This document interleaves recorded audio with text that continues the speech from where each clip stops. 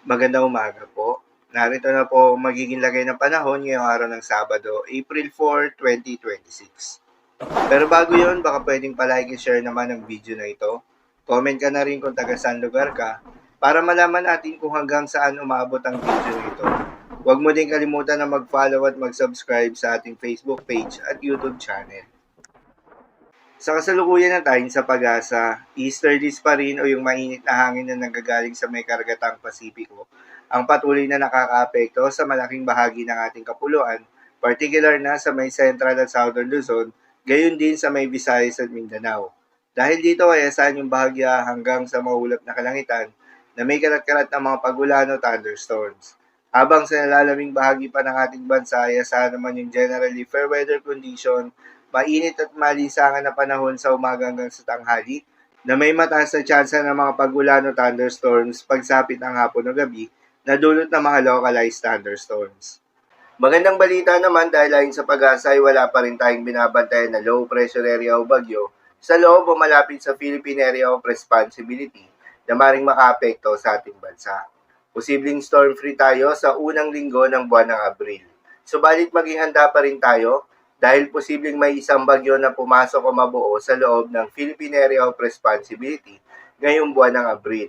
At sakaling magkaroon nga ng bagyo, posibleng maglandfall ito sa may Caraga Region, Visayas at Mindanao at tutungo ng Vietnam o magre-recurve patungo ng Japan. O posible namang lumapit lang ito sa may Visayas at magre-recurve na papalayo ng ating bansa. Para naman sa heat index forecast, narito yung mga lugar na posibleng makaranas sa matinding init ngayong araw. 42 degrees Celsius sa may Cotabato City, Maguindanao, na kung saan ito ay nasa danger level na. 41 degrees Celsius naman sa may Iloilo City, Iloilo, Dumangas, Iloilo at Borongan, Eastern Samar.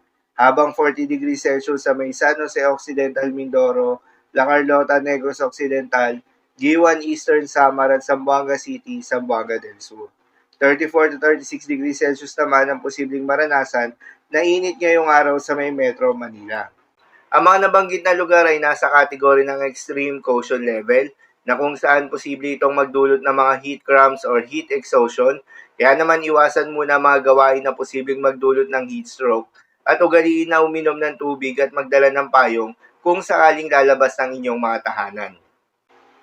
Para naman sa magiging lagay ng panahon ngayong araw ng Sabado, dahil nga sa epekto itong easterlies, asahan sa may Surigao del Sur at Davao Oriental ang maulap na kalangitan na may kalat-kalat na mga pagulan at thunderstorms. Posible ang mga pagbaha o pagguho ng lupa due to moderate to at times heavy rains.